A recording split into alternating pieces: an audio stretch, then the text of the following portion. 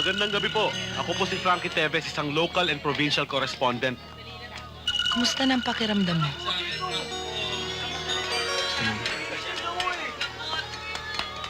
Anong ginagawa ko rito? Bakit ako nandito? Nasa state of shock pa siya. Pero mild lang. Physically, wala siyang diferensya. He survived the whole thing, miraculously.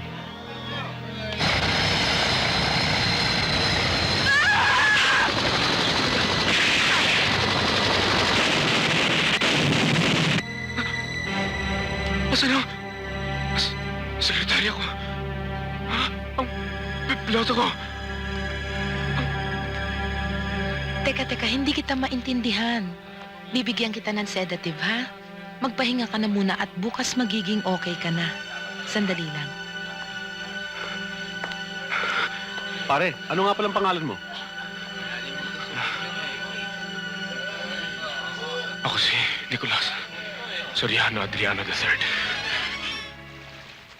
Magpapakilala tayo sa kanya. Hindi niya tayo makikilala. Nung nandito siya, wala siyang naalala bilang isang Nicolas Adriano. Tingnan mo nakalagay dyan sa mga report na yan. Wala siyang nalalaman kung ano naging buhay niya sa loob ng 1 taong pagkawala. Papa, magpapaliwanag tayo. Ang batang ito. Paano naging taong batang ito, Papa? Ang marriage certificate namin, ang marami pang katibayang hawak ko. Diyosa, mahihirapan tayo. Pati nga pangalan niya, inimbento lamang, hindi ba? Kailangan pang kumuha ng kung ano-ano affidavit. Matuloy lamang ang kasal ninyo. Papa, ang anak namin. Hindi inimbentong anak namin. Tama na! Noon pinagbigyan ko na kayo. At mali naging desisyon niyo magpakasal. Ngayon ako naman ang mga susunod. Inuutos ko sa'yo. Kalimutan mo na siya. Patay na si Darwin. Mahal ko si Darwin! Hindi mo nakikilala si Nicolas Adriano. Tama na ang gulo. Hindi ka ba nagsasawa sa kaguluhan sa buhay mo nang dahil sa mga lalaki? Maahawa ka sa sarili mo. Maahawa ka sa batang ito. Makinig ka sa... Papa? Papa? Papa? Papa? Papa? Papa? Papa? Papa? My God! Pa? Papa? Papa? Papa! No, wag! Ano ba? Wag! Papa! Arnel, baka hindi na muna ako makabalik sa banda. Paano na tayo?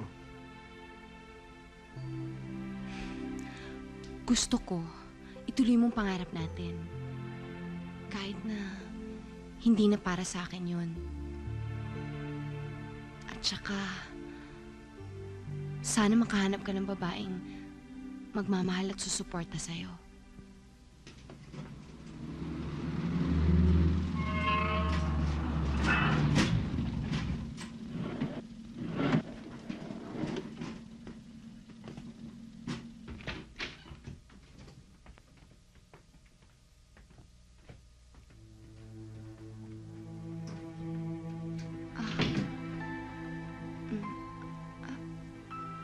Si Arnel, Good evening, ho. Good evening. Excuse me. sandali lang aasikasuhin ko lang ang mga bata. We're fine. I'll take care of them. Asikasuhin mo na lang yung bisita mo. Let's go. Ayoko ng kung sino-sinong lalaki ang pumapasok dito sa loob ng bahay ko. Lalong-lalo na kung hindi ko alam. Alam mo naman, delikado na ang panahon ngayon. Hindi ko naman alam na dadating si Arnel eh. Hindi mo alam? Ha? Hindi niya alam. Paano ko nang man lang yun? Huwag kang mag-alala. Hindi masamang tao si Arnel kaya hindi ka nanakawan ng boyfriend ko.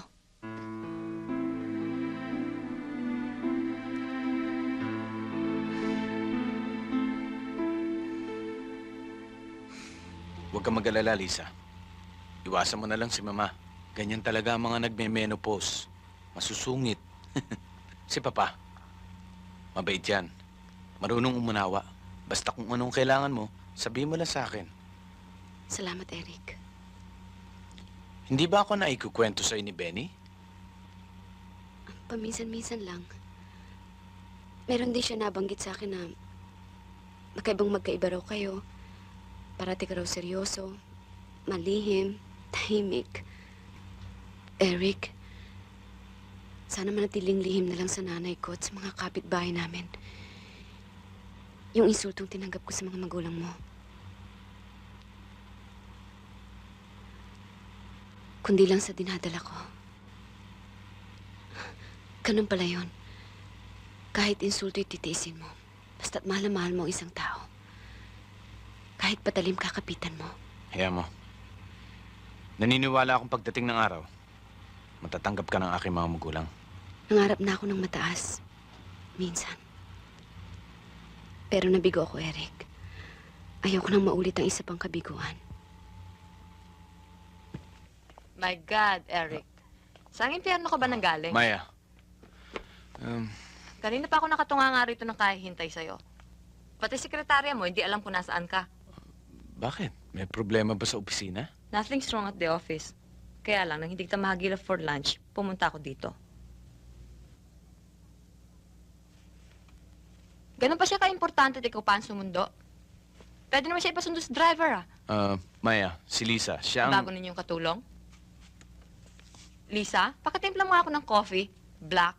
Ibig sabihin, walang gatas. Maya, Bakit?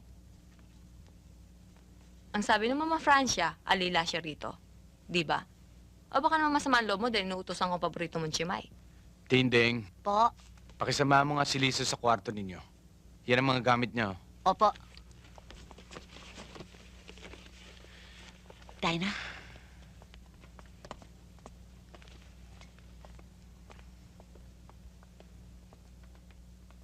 Bilib din ako sa kanya. Matapang. Hanga rin ako sa kanya. Matapang ang hiya ang ibig ko sabihin.